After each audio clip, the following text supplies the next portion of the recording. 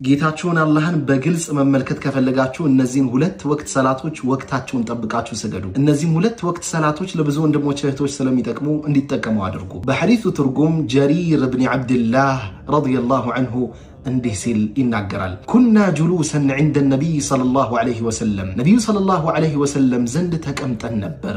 ኢዝ ነዘረ ኢለል ቀመሪ ለይለተል በድር በለይለተል በድር ጊዜ ረሱል ሰለላሁ ዐለይሂ ወሰለም ወደ ጨረቃ ተመለከቱ። በዛን ጊዜ ጨረቃዋ ሙሉ ሆና ትታይ ነበር። እንዲህ አሉ፣ ኢነኩም እናንተ ሰተረውነ ረበኩም ጌታችሁን ትመለከቱታላችሁ፣ ከማ ተረውነ ሃዘል ቀመር ይህንን ጨረቃ እንደምትመለከቱት ጌታችሁን ትመለከቱታላችሁ አሉ። ላ ቱዳሙነ ፊ ሩእየቲህ እሱን በምትመለከቱ ጊዜ አትጨናነቁም። ፈኢን ስተጣዕቱም ብትችሉ አላ ትግለቡ እንዳትሸነፉ እንዳትዘናጉ ዓላ ሰላትን ቀብለ ጡሉዕ ሸምሲ ወሰላትን ቀብለ ጉሩብ ሸምስ። የማትናደፍ ንብ ከፈለግ ከዝንብ ጋር ተጋባ። ትዳር ከንብ ጋር መኖር ነው ለማሩ ስንል ንድፊያውን መታገስ፣ ቆይተህ ደግሞ ንድፊያውን መልመድ። ገበሬ ቀፎ ሰቅሎ ንብ ሲያንብ ንብ እንደምትናደፍ ሳያውቅ ቀርቶ አይደለም። የማትናደፍ ንብ ከፈለግ በየደጁ ቆሻሻ ፍለጋ የምትጓዘው ዝንብ ነበረችለት። ዝንብ ምን ጠባዩ አሸጋ ቢሆን ጠብ የሚላት ግን ሌላ ነገር ነው። ይህን ያውቃል ገበሬው።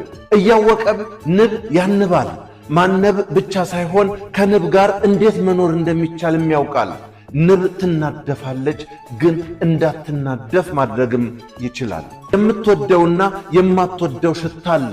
ስትቀርብህ ምን ማድረግና ምን አለማድረግ እንዳለበት ገበሬ ያውቃል። በሀገራችን ንብ አትገደልም፣ ነውር ነው።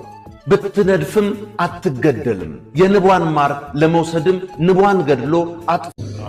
ሁሉም ሙስሊም ማፈዝ ግዴታ የሚሆንበት አርካኑ ሰላት የሰላት መስፈርት ስንት ናቸው እነማን ናቸው የሚለውን በዛሬ ቪዲዮ አብራራላችኋለሁ። ይሄን ቪዲዮ ላይክ፣ ሼር፣ ፎሎ እና ሪፖስት ማድረጋችሁን እንዳረሱ። አንድ ሰው እናንተ ሼር አረጋችሁትን ቢመለከት ሰላቱን ቢያስተካክል እናንተ አላህ ዘንድ ታላቅ የሆነ ምንዳን ታገኛላችሁ። የአላህ መልእክተኛ ሰለላሁ ዐለይሂ ወሰለም መን ደለ ዐላ ኸይሪ ከፋኢሊ ብሏል። ወደ አንድ ነገር የጠቀመ ሰው ያንን ነገር ያገኘዋል። የሰላት አርካኖች 14 ናቸው። ከ14 ውስጥ አንዱ ንያ ነው።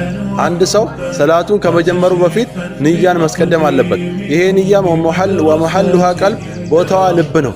አንድ ሰው ዙሁር ቆሞ ኡሰሊ ፈርድ ሰላተ ዙሁር 4 ረካ ማለት አይገባው። ሁለተኛው ደግሞ ተክቢራቱል ኢህራም ነው። አንድ ሰው ወደ ሰላት ከመግባቱ በፊት አላሁ አክበር ብሎ ተክቢራቱል ኢህራም መጀመር አለበት። ወሳሊሱ አልቂያሙ ማል ቁድራ ሶስተኛው ደግሞ መቆም ነው። አንድ ሰው ቁጭ ብሎ ካልታመመ በስተቀር